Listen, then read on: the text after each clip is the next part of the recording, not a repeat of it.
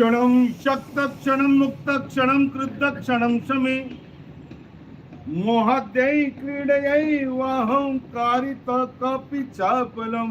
3.5 શ્લોકના રચયિતા કલિકાલ સર્વજ્ઞ હેમચંદ્ર શ્રી મહારાજે વિતરાગ સ્તોત્રમાં બહુ અદ્ભુત વાત કરી છે. અનંતો સંસાર આપણો ચાલ્યો, અનંત સંસારમાં સૌથી વધારે આપણે દુઃખ ભોગવ્યા છે. સૌથી વધારે દુઃખ શેના ભોગ્યા ખબર છે? નરક ગતિમાં તનના દુઃખ ભોગ્યા, પરમાધામીના માર ખાધા, પરસ્પર વેદનાઓ સહન કરી અને સાથે સાથે ક્ષેત્રકૃત ભયાનક ગરમી, ભયાનક. હમણાં તમને એમ લાગે છે હજી તો વૈશાખ મહિનો આવ્યો નથી અને શું થવા માંડ્યું? ગરમી વધવા માંડી. દરેક વખતે તમે આ જ કહો, આવી ગરમી તો પહેલી વાર. જ્યારે પણ પડે ત્યારે આ વાક્ય તો કાયમ હોય કે એડી ગરમી તો આવી ગરમી પહેલી વાર છે, પણ નરકમાં ભયાનક ગરમી છે. ક્ષેત્રકૃત વેદનાનો પાર નથી. નરકમાં તનના દુઃખ, તિર્યંશમાં ધાનના દુઃખ. 24 કલાક એક જ લેશિયા હોય છે. ક્યાં ખાવા મળે? ઘર ઘર વિચારો, ગલીએ ગલીએ જે મળે ખાઈ ખાઈને પેટ ભરવાની સંજ્ઞા. તિર્યંશ ગતિમાં ધનના દુઃખ, મનુષ્ય ગતિમાં શેના દુઃખ? ધનના દુઃખ. રોજ સવાર પડે, હમણાં ધંધો બહુ મંદો ચાલે છે, જોબ છૂટી ગઈ છે, ઉધારી ફસાઈ ગઈ છે, માથા ઉપર બેંકનો બહુ બધો મોટો કરજો વધી ગયો છે. 24 કલાક ધનના દુઃખ.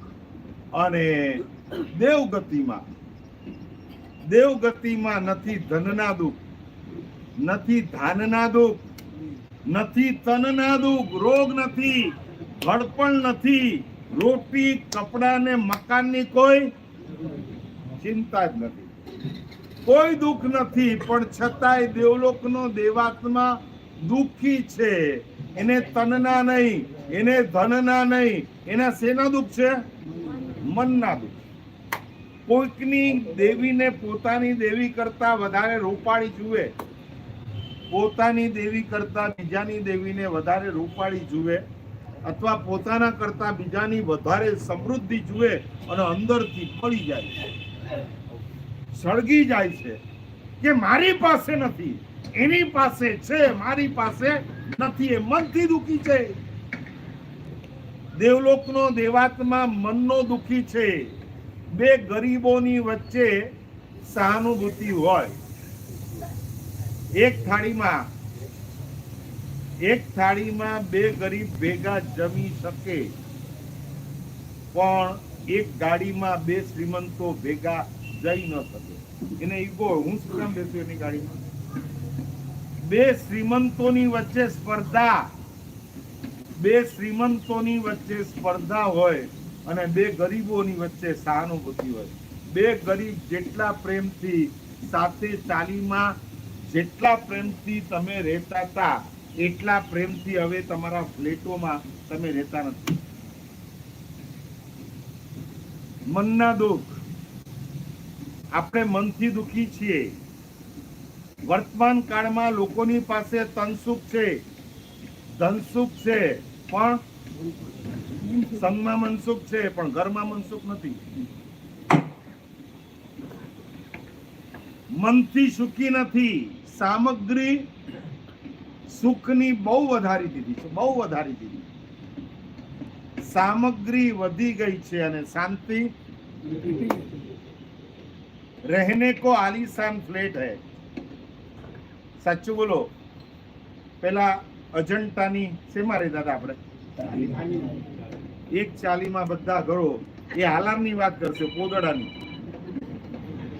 હું અજંટાની કરીશ. આજથી 30 વર્ષ પહેલા ચાલીઓ, ખખડતી ચાલીઓ હતી બધી. ન કોઈ ઠેકાણા હતા, ન રિનોવેશન, ન કોઈ પ્લાસ્ટર. દાદરા પણ અડધા તૂટેલા અને નીચે લૂમ ચાલતી હોય તો એમ લાગે ટ્રેનમાં બેઠા છીએ આપણે, ઘરમાં નહીં. જેમાં બેઠા હોય. અને આવી ચાલીઓની વચ્ચે રહેતા હતા ને ત્યાંથી આપણે અહીંયા આવી ગયા અંજુર ફાટામાં. હવે જુઓ છો કે મોટી હાઈરાઇઝ બિલ્ડિંગ જેમાં જીમ હોય, સ્વિમિંગ શું હોય, સ્વિમ હોય, સાથે સાથે ફરવા માટેનું અને રમવા માટે શું હોય, બ્લેન્કેટ હોલ પણ હોય. આ બધી વ્યवस्था रहने को आलीशान फ्लैट है. घर में सोनी टीवी का सेट है. બધા ઘણા સેટ વધાર્યા, dinner set, sofa set, cassette, આ બધા ઘણા બધા સેટની વચ્ચે માનવી થઈ ગયો છે. સેટ વધી ગયા, સેટ વધી ગયા, પણ મગજ કેવું છે હવે? સુખની સામગ્રી વધારી પણ શાંતિ ઘટી ગઈ. મનની શાંતિ ઘટી ગઈ છે. આપણા દુઃખનું કારણ લખે છે મન એવ મનુષ્યાણામ કારણમ બંધ મોક્ષયો. આપણા સુખ અને દુઃખનું કારણ, આપણા પુણ્ય અને પાપનું કારણ, આપણા બંધન અને મોક્ષનું કારણ અને આપણા સદગતિ અને દુર્ગતિનું કોઈ કારણ હોય તો કોણ છે? મન. આપણું દુશ્મન બીજું કોઈ નથી. દુનિયામાં કોઈ આપણું બગાડી શકે એમ નથી. કોઈની તાકાત નથી કે તમારું કઈ બગાડી શકે, પણ તમારું ખુદ તમે દુશ્મન. આપણું પોતાનું દુષ્ટ મન એ જ આપણું દુશ્મન. આપણું પોતાનું દુષ્ટ મન છે એ જ આપણું દુશ્મન છે. આપણા દુઃખના 3 કારણ છે. નંબર 1, આપણું મન સાંકડું છે, સાંકડું, નેરો માઇન્ડ. આપણું મન કેવું છે? સાંકડું છે, નેરો છે, તુચ્છ છે. ધર્મરત્ન પ્રકરણમાં ધર્મને યોગ્ય બનવા માટે, ધર્મને લાયક બનવા માટે 21 ગુણ બતાડ્યા. કેટલા? ધર્મી બનવા માટે નહીં, ધર્મને લાયક બનવું છે ને, ધર્મને યોગ્ય આઈડેન્ટિટી, ઓલું એનો પાત્રતા, આધાર કાર્ડ. ધર્મને લાયક બનવા માટે 21 ગુણમાં પહેલો ગુણ બતાવ્યો અખુદ્દો, એટલે કે સ્વભાવનો તુચ્છ ન હોય, શુદ્ર ન હોય, નેરો ન હોય, દિલનો કેવો હોય? ઈશા. તુચ્છતા, નાની નાની વાતમાં અકળાઈ ન જાય. રાજધાની એક્સપ્રેસ નાના સ્ટેશન ઉપર ક્યારેય ઊભી ન રહે. વંદે ભારત આમ સડધડાટ પહોંચાડી દે ને, નાના સ્ટેશન ઉપર રાજધાની જેમ ઊભી ન રહે એમ મહાપુરુષો નાની નાની બાબતમાં ક્યારેય કોઈ ઇસ્યુ ઊભા ન કરે. નાની નાની વાતને લેટ ગો કરી નાખે. તુચ્છ ન હોય, દિલનો વિશાળ હોય, દિલનો ઉદાર હોય. આટલું મહાન ધર્મ કર્યા પછી પણ એ ફળતો કેમ નથી? એનું કારણ આ છે, આટલી જબરજસ્ત આરાધના કર્યા પછી પણ આપણે આપણા હૃદયને વિશાળ નથી કરી શક્યા. તુચ્છ એક માંડલું બાંધી દીધું છે, જેમ આમ પોદળાને રાઉન્ડ કરી દે ને કે હવે બસ, એમાં આપણે પણ આપણું કુંડાળું બાંધી દીધું. બસ આ જ મારું. હમણાં બહુ સરસ વાત કરી. મારો ગચ્છ, મારો પક્ષ, મારું સ્થાન, આ બધું કોણ કરો? દેવ, ગુરુ અને ધર્મ. આ ત્રણેયમાં આપણે ભેગા થઈએ છીએ. દેવ તરીકે આપણે કયા ભગવાનના શાસનમાં? ભગવાન મહાવીરના શાસનમાં. ગુરુ તરીકે આપણે કોના શિષ્ય બધા? પછી એ મહારાષ્ટ્ર દેશોદ્ધારક પૂજ્યપાદ રામચંદ્ર સુરી મહારાજ હોય, કે પછી એ વર્ધમાન તપોનિધિ ભુવન ભાનુસુરીશ્વરજી મહારાજ હોય, કે પછી તપસ્વી સમ્રાટ હિમાંશુ સુરેશ્વરજી મહારાજ હોય. આખરે બધા કોના?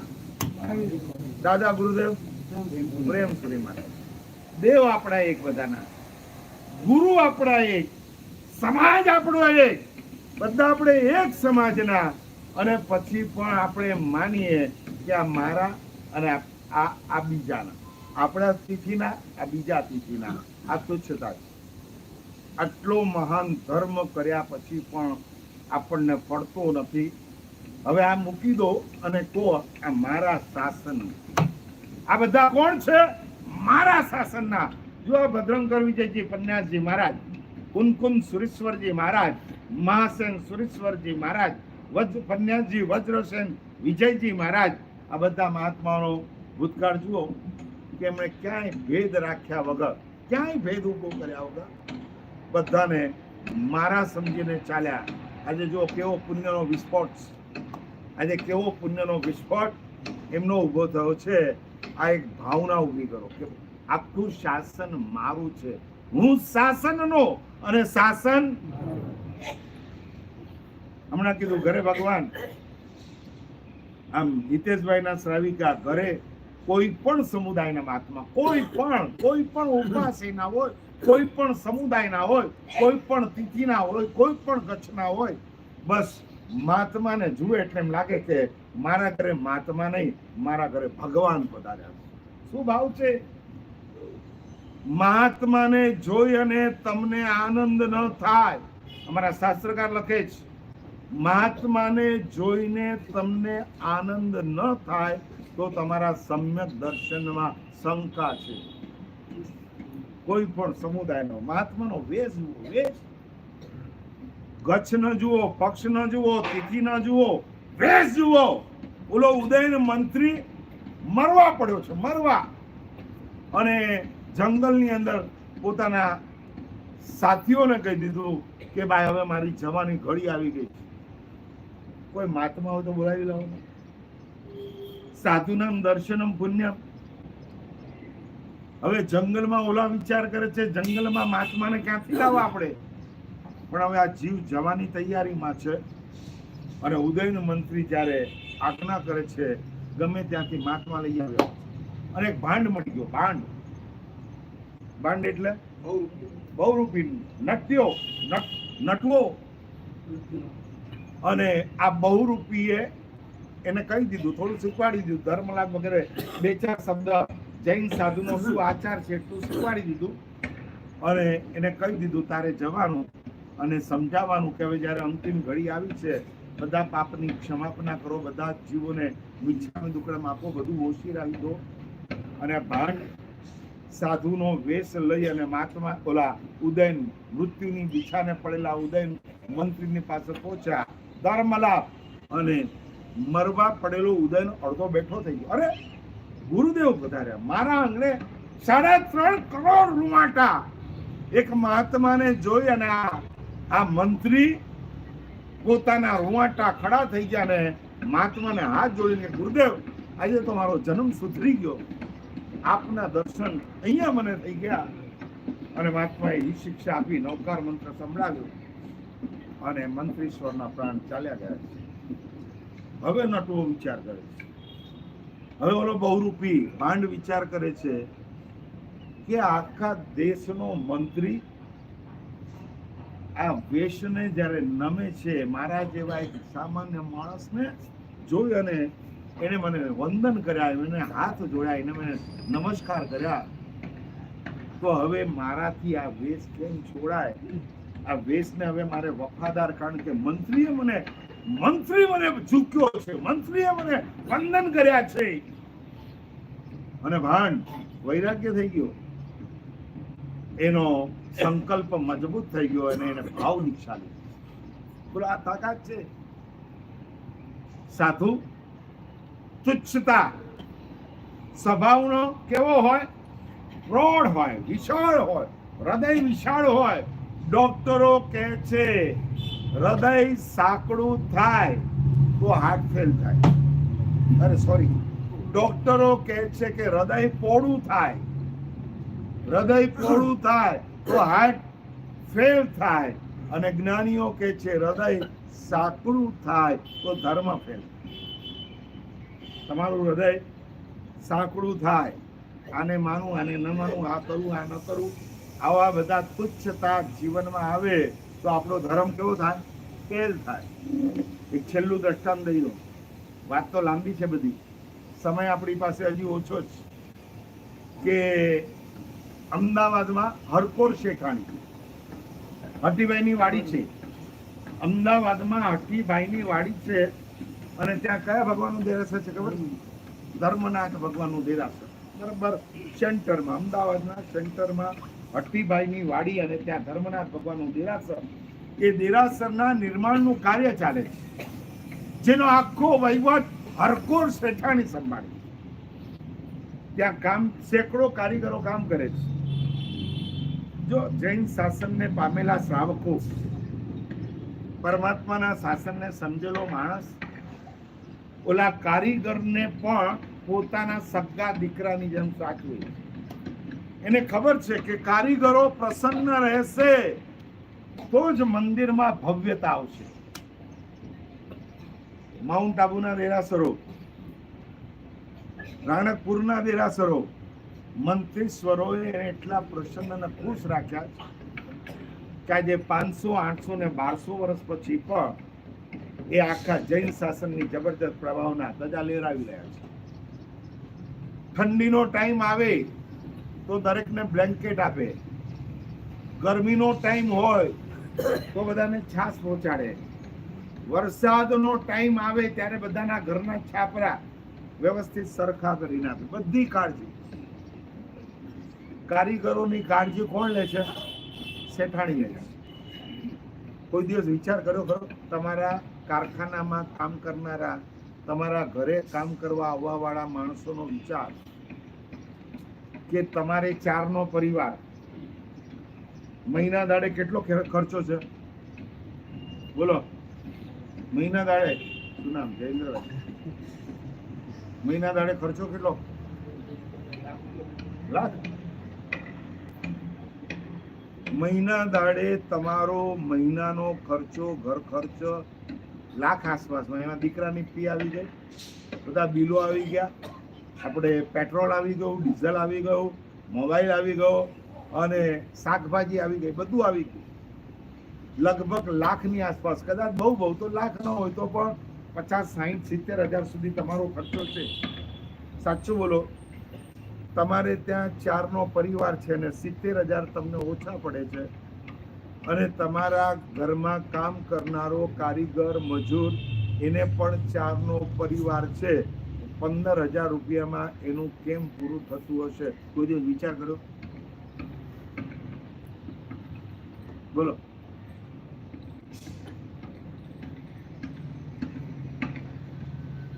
એ પોતાનો પરિવાર છોડીને તમારો પરિવાર સંભાળવા, તમારો કારખાનું સંભાળવા, એ પોતાનો ઘર, પોતાનો વ્યવહાર છોડીને તમારું સંભાળે છે. ત્યારે એનું ઘર સંભાળવાની જવાબદારી કોની છે? તમારી.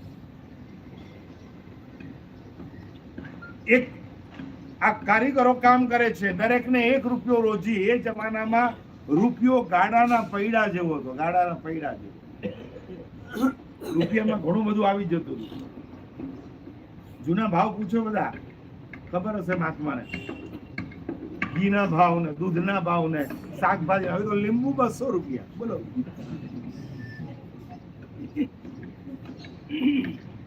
પેલા કોથમીર લેતા તો લીંબુ ફ્રી આપતા હતા, મફતમાં.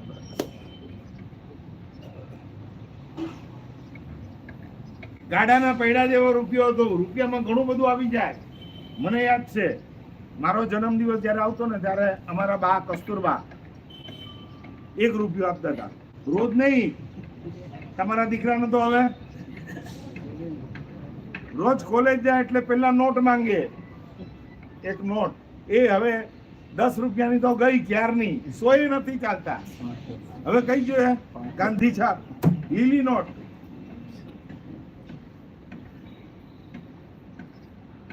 એ જન્મ દિવસે રૂપિયો મળે ને, 1 રૂપિયામાં હું 10 સુકૃત કરતો હતો. 10 1 રૂપિયામાં.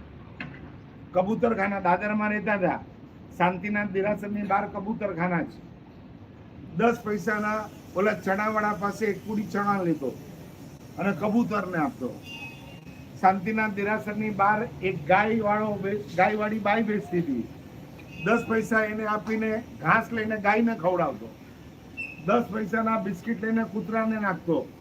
10 પૈસા ભિખારીને આપતો, 10 પૈસા સાત ક્ષેત્રના ભંડારમાં મૂકતો, 10 પૈસાના ફૂલ લઈને ભગવાનને ચડાવતો અને 10 પૈસાની પીપરમેન્ટ લેતો અને દોસ્તોને આપતો. બોલો 10 સુકૃત કરતો હતો 1 રૂપિયામાં. 1 રૂપિયો રોજી જેટલા કારીગર કામ કરે બધાનો ઘર ખર્ચ સરસ રીતે નીકળતો હતો. પણ એક કારીગરના ઘરમાં દીકરીના લગ્નનો પ્રસંગ આવ્યો. હવે ટેન્શનમાં છે કે ઘર ખર્ચ તો સરસ ચાલે છે. જો ઘણાના જીવનમાં રોજનું રૂટીન તો બરાબર ચાલતું હોય, પણ કોઈક નવો પ્રસંગ આવી જાય, નવો ખર્ચો આવી જાય, કાં હોસ્પિટલનો આવે, કાં વ્યવહારનો આવે, કાં લગ્નનો આવે, ત્યારે એને બહુ ચિંતા, ટેન્શન કે હવે આ પ્રસંગને પૂરો કેવી રીતના કરવાનો. ટેન્શનમાં છે કે વગર વ્યાજે કોઈ મને રૂપિયા નહીં આપે, અને કદાચ રૂપિયા લઈ પણ લઉં એકવાર તો પાછા ચૂકવું કેવી રીતના. જ્યાં લોનની પદ્ધતિ બહુ ખોટી છે. માણસોને લેતા તો બહુ સારી લાગે છે, લઈ લો ત્યારે બહુ સારી લાગે છે, પણ ચૂકવવી પડે ત્યારે બહુ ભારી લાગે છે. લોનનું ઉલટું શું થાય? બોલો.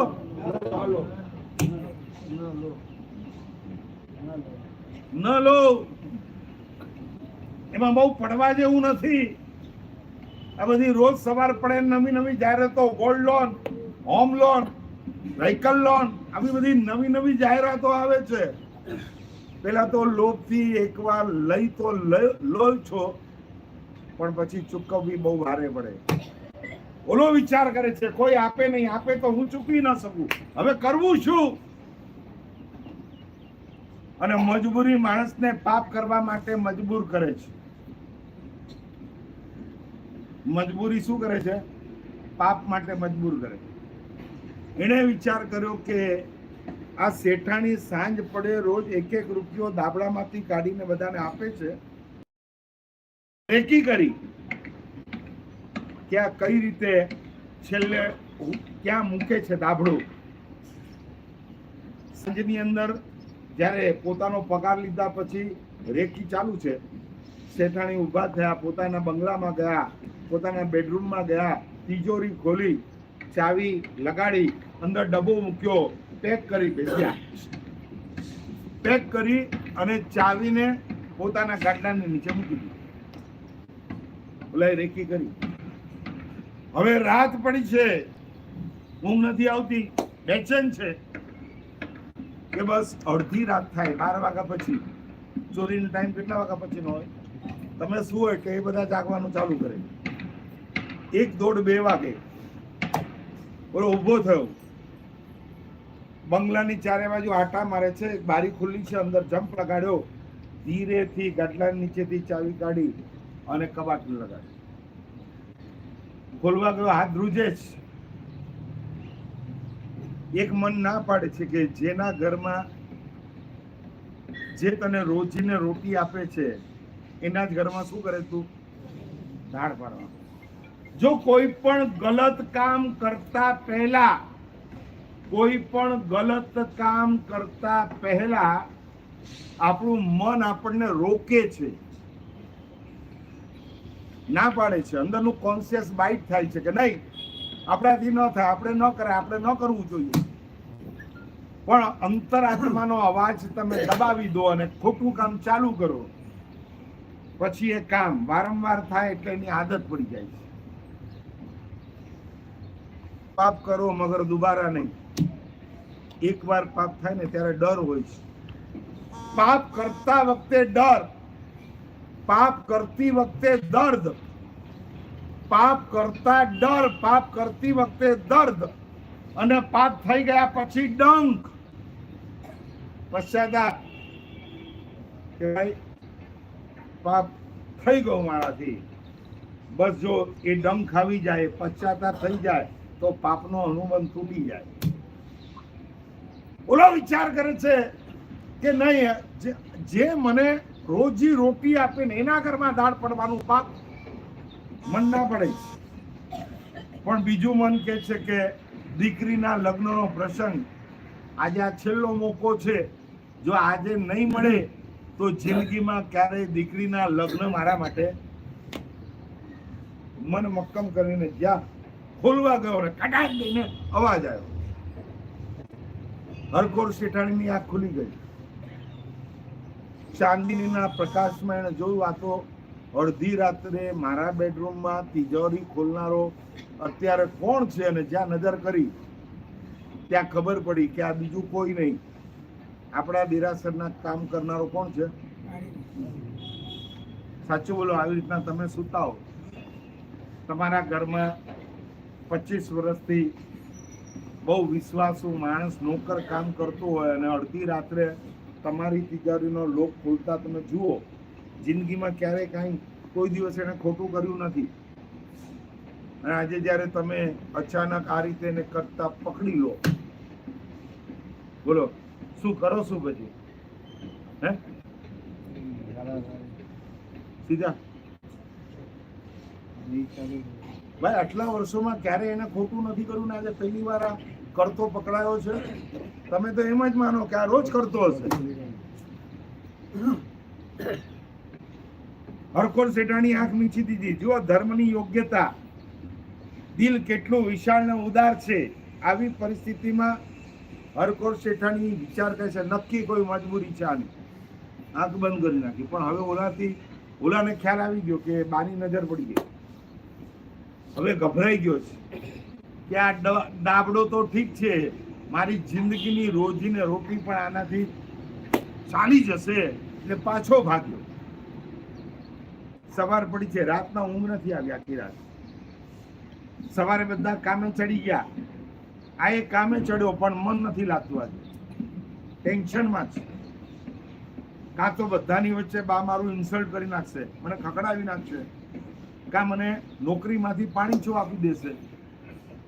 અનીતિનું ધન છે ને ખાઈ શકાય, પચાવી ન શકાય. એનાથી કદાચ સુખની સામગ્રી આવી જાય પણ શાંતિ બોલો બેચેન છે આખો દિવસ. સાંજ પડી એટલે મજૂરોની લાઈન, કતાર, પૈસા લેવા માટે કતાર લાગી છે. અને સૌથી પહેલા આવવા વાળો મજૂર આજે સૌથી છેલ્લો ઉભો છે. એક પછી એક બધાને રૂપિયો મજૂરી ઓલા હરકોર શેઠાણી ચૂકવી રહ્યા છે. અને જ્યાં આનો નંબર આવ્યો, હરકોર શેઠાણી આંખ ઉપર ગઈ. હવે ઓલો ધ્રુજે છે. એને કોઈ દિવસ ઊંચી આંખ કરીને ન જોવા વાળા આ શેઠાણી આજે મારી સામે આ રીતે જોઈ રહ્યા છે. બાને ખબર પડી ગઈ. બીજે ક્ષણે આંખ નીચે કરી અંદરમાંથી 2 રૂપિયા કાઢીને ઓલાના હાથમાં મૂક્યા. એટલે ઓલો વિચાર કરે બધાને એક, મને 2, રોજ એક, આજે 2. નક્કી ગડબડ થઈ, બાની ભૂલ થઈ ગઈ. એટલે તરત કીધું બા તમે ભૂલમાં રૂપિયા 1ની બદલે શું આપી દીધા? રાતનો ચોર અને દિવસનો. આવા ઘણા રૂપ લઈને આપણે ફરીએ છીએ. ઘરે અલગ, કારખાનામાં અલગ, મહાત્મા પાસે જઈએ ત્યારે અલગ, મિત્રોની સાથે હોઈએ ત્યારે અલગ, રાતના અલગ, દિવસે અલગ. ચહેરો એક, મોહરા એક. એટલે બા કે છે નહીં બેટા બરાબર છે, 2 રૂપિયા સમજીને આપ્યા, પણ બધાને મને 2 કેમ? ત્યારે હરકોર શેઠાણી કે છે બેટા બધા એક જ પાડી કામ કર્યું છે, દિવસ પાડી. તે ગઈકાલે 2 પાડી કરી, દિવસ પાડીને 2 પાડીના 2 રૂપિયા. અને ઓલો ધ્રુસકે રડી પડ્યો, પગ પકડી લીધા. બા ભૂલ થઈ ગઈ, જિંદગીમાં ક્યારે આવું ખોટું કામ નથી કર્યું. આજે પહેલી વાર ત્યારે હરકોર શેઠાણી કે છે બેટા એવી કઈ મજબૂરી આવી કે જેના કારણે તારે આ કરવું પડ્યું? અને ઓળાએ બધી દિલ ખોલીને વાત કરી. દીકરીના લગ્ન, પૈસા ક્યાંયથી મળે એમ નથી, અને છેવટે આ વિચાર કર્યો કે કદાચ પકડાઈ જઈશ તો તમે મને છોડશો. આ ક્રેડિટ છે, આ ગુડવિલ, ધર્મી માણસની આ ગુડવિલ છે કે કદાચ ચોરી કરતા પકડાઈ જઈશ ને તો બા મને માફ કરી દેશે. બસ એ ગણતરી આજે હું ચોરી કરવા ગયો હતો અને એ વખતે હરખોર શેતાણીની આંખમાં આંસુ કે બેટા આ ભૂલ તારી નથી, ભૂલ મારી કે મેં તારું ધ્યાન ન રાખ્યું. હવે તું તારું ટેન્શન છોડી દે. તારી દીકરી એ મારી દીકરી છે. તારા લગ્નનો આખો પ્રસંગ હું પાર પડી દઈશ. આ છે ઉદારતા, હૃદયની ઉદારતા. ધર્મને યોગ્ય બનવાની પહેલી કન્ડિશન હૃદય વિશાળ જોઈએ. માંડલા બનાવો, કુંડાળા મત કરો, કુંડાળામાં મત રમો. હૃદયને કેવા કરો? વિશાળ કરો. આપણે તો નાની નાની વાતે આપણે એક બધાને ઉડાડતા જઈએ છીએ, ઉડાડતા. કોઈએ મારું સામું જોયું નહીં, કોઈએ મારી સાથે બોલ્યા નહીં, કોઈએ મારો ભાવ પૂછ્યો નહીં,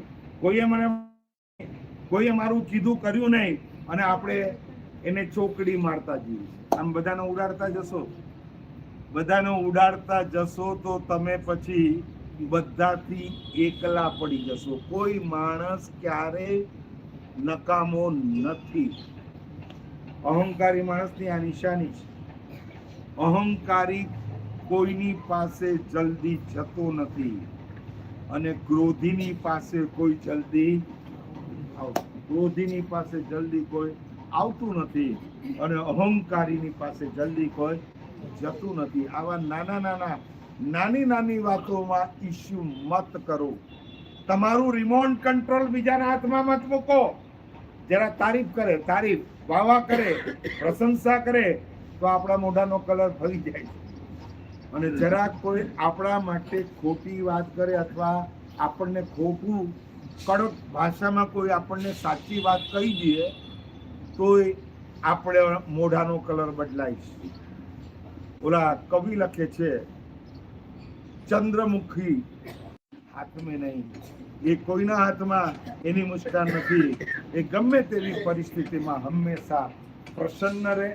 આપણા મનને આપણે પ્રસન્ન રાખવું હોય તો મનને કેવું રાખો? વિશાળ રાખો. અત્યારે જો આ થોડુંક મન વિશાળ કરીએ તો જુઓ કેટલી જબરજસ્ત શાસન પ્રભાવના કેટલી જબરજસ્ત આ મહાત્મા પૃથ્વીમાં છે, આ મહાત્મા તપોવનમાં છે, આ મહાત્મા આપણા મહોદય સુરેશ્વરજી પટ્ટધર છે. બહુ વર્ષો સુધી અમારો જૂનો પરિચય છે. પૂજ્યપાદ પરમ આરાધ્યપાદ રામચંદ્ર સુરેશ્વરજી મહારાજ એ અમારા પણ પરમ ઉપકારી છે. અમે પણ વર્ષો સુધી એમની સાથે ચોમાસામાં અને પ્રસંગોમાં અંજન સલાકા, એ પછી હસ્તગીરીની અંજન સલાકા હોય, પાટણની અંજન સલાકા હોય, ભીલડિયાની અંજન સલાકા હોય, આ બધી અંજન સલાકા મહોત્સવમાં ત્યારે અમે આમને જોયા છે. આમ પટ્ટધર હતા, ખડે પગે સેવામાં, ખડે પગે વર્ષો સુધી આ મહાત્માએ પોતાના ગુરુદેવોની સેવા કરી છે. અને જય ધર્મમાં આવ્યો તો આ તો આપણા પાંજા મહારાજ છે, ઘરના મહારાજ છે. એમનો બાયોડેટા તો ખબર છે, કેટલા નિખાલસ, આટલી ઊંચાઈ ઉપર. હવે તો આચાર્ય થઈ ગયા. પેલા મુનિ હતા, પછી પન્યાસ હતા, પણ હવે આચાર્ય થયા પછી પણ હજી પણ એમની જે સરળતા છે, એમની નિખાલસતા છે, હજી એવી અકબંધ છે. અને એના જ કારણે અમે બધા એક પાટ ઉપર ભેગા બેસી શકીએ છીએ. શંખેશ્વર ધામની અંદર એક પાટ ઉપર ત્રણેય મહાત્મા અમે સાથે બેસી શકીએ છીએ. આગળ પણ 6 ગાઉની યાત્રા, 6 ગાઉની ભાવ યાત્રા એ છે ફાગણ સુદ 13, જે દિવસે કોણ મોક્ષે ગયું છે બોલો, ખબર છે કે નહીં? સામ અને પ્રદ્યુમ્ન મહારાજા શ્રી કૃષ્ણના 8.5 કરોડ મહાત્માઓની સાથે, 8.5 કરોડ મહાત્માઓની સાથે ક્યાં ગયા? શત્રુંજય ગિરિરાજ ઉપર, ભાડવાના ડુંગર ઉપર આ મહાત્માઓ મોક્ષે ગયા છે. અને એ મોક્ષની એટલે આ મોક્ષની આ જે તિથિ છે એટલે કે દિવસ છે, એ દિવસે 6 ગાઉની વિશિષ્ટ યાત્રાનું આયોજન શત્રુંજય ગિરિરાજ ઉપર લાખોની સંખ્યામાં ભારતભરમાંથી લોકો આ 6 ગાઉની પ્રદક્ષિણા આપે છે. આપણે ત્યાં સુધી ન પહોંચી શકીએ તો ઘર આંગણે હવે તો આખા સંકુલની અંદર એક આખો પહાડ ઊભો થશે, દાદાની પ્રતિમા બિરાજમાન થશે. ઉપર આપણે યાત્રા કરશું, નીચે પાલમાં અલગ અલગ ભક્તિ કરવામાં આવશે. અને એ વખતે પણ ત્રણ મહાત્માઓની નિશ્રા, ત્રણે આચાર્ય ભગવંતોની નિશ્રામાં આવું એક સરસ મજાનું આયોજન જ્યારે થયું રહ્યું છે. મેં તમને પહેલા કીધું, મોદી કે છે સબકા સાથ ઓર સબકા, એમ બોધી પણ કે છે. આ બોધી પણ એમ જ કે છે કે ભાઈ હવે ભાગલાઓ બહુ પાડ્યા, ભેદ બહુ ઊભા કર્યા, હવે ભાગલાને ભેદ ભૂલી અને હમ સબ અમે બધા એક થઈ અને જબરજસ્ત કોટીની આ શાસનની પ્રભાવનાઓ કરવાની છે. 8 થી 10,000 માણસ એ દિવસે આવશે ત્યારે એમ લાગશે કે સાક્ષાત અત્યાર સુધી તળેટી લાગે છે, પણ હવે સાક્ષાત શત્રુંજય ગિરિરાજ લાગશે એવો માહોલ પહેલી વાર જોવાનું થશે. 6 માંથી યોગાનું યોગ, 5માં નિશ્રાદાતા તરીકે મને આવવાનું સૌભાગ્ય. બાકી તો ક્યાં નવસારી ને પૂના ને અલગ અલગ જગ્યાએ હોય, પણ ખબર નહીં ફાગણ સુદ તેરસ આવે અને હું ક્યાં આવી જાઉં. યોગાનું યોગ બધો એક યોગ. આ વખતે આવવાનું પ્રયોજન અમારા ચિંટુભાઈ, જેને કેટલાય વખતથી ભગવાનના ગ્રહ મંદિરમાં પ્રભુની પ્રતિષ્ઠા કરાવવાના ભાવ હતા, એના ભાવ જોઈને તમે છક થઈ જાઓ. હજી તો ભગવાન ભરાવાની વાતો ચાલતી હતી ત્યારથી એનો ઉત્સાહ દિન દિન ચડતે રંગે. મુહૂર્ત કઢાવવા આવ્યા, ત્યારબાદ મંદિર બનાવ્યું, ત્યારબાદ મૂર્તિનું નિર્માણ કર્યું.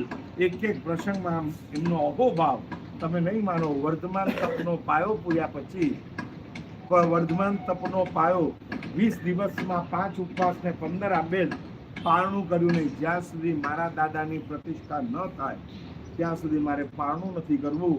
અને 6ઠી ઓળી, 7મી ઓળી, 8મી ઓળી, આજે 9મી ઓળીનો ઉપવાસ છે. કાલે પારણું નહીં કરે કે આગળ વધવું છે, આંબેલ કરીશ અને આંબેલ ઉપર છેલ્લે અઠમ કર્યા પછી દાદાની પ્રતિષ્ઠા થાય પછી એકાશનાથી પારણું કરવાનો ભાવ. આ ચિંટુને આવી જબરજસ્ત ભાવના પરમાત્માને પોતાના ગ્રહ મંદિરમાં બિરાજમાન કરવા માટેની જ્યારે છે. 3 દિવસનો જબરજસ્ત કોટીનો મહોત્સવ. આજે કઈ તારીખ? 17 તારીખ. એટલે કાલે એક દિવસ 18નો બ્રેક. 19ના દિવસે તમામ મહાત્માઓ, હવે હમ સબ એક, જ્યાં અક્ષય બધું નામ સાંભળે એટલે પેલા ભવ્ય રત્ન સુરી મારે સમજી જ લેવાના, અને પછી આગળ પાછળ 2 નામ અમારા જય ધર્મ સુરી અને આ બધા મહાત્મા. આ પણ અમારા ભૂતકાળમાં બધા ભેગા રહેલા છીએ. અમે બધા તપસ્વી સમ્રાટ હિમાંશુ સુરેશ્વરજી મહારાજના દીકરા મહારાજ નરરત્ન સુરી મહારાજ, એમના દીકરા નયન રત્ન વિજયજી મહારાજ. આમ લાગે એમને જોઈને નરરત્ન સુરી મહારાજ યાદ આવી જાય. આવા જ હતા એમના ગુરુ, પણ એમના જેવા જ એકદમ જબરજસ્ત આરાધક અને સાધક મહાત્મા. આવા બધા મહાત્મા અમારા અરમ પ્રેમ મહારાજને તો ઓળખો છો, જેમને ધર્મ ચક્ર તપ 6 વાર પૂરો કર્યો. હવે 7મી વાર કરવાની એમની ભાવના છે. અને નાના મહારાજ, નાના મહારાજ દીક્ષા પહેલાથી બધા મને પૂછે છે તમારા શિષ્ય છે?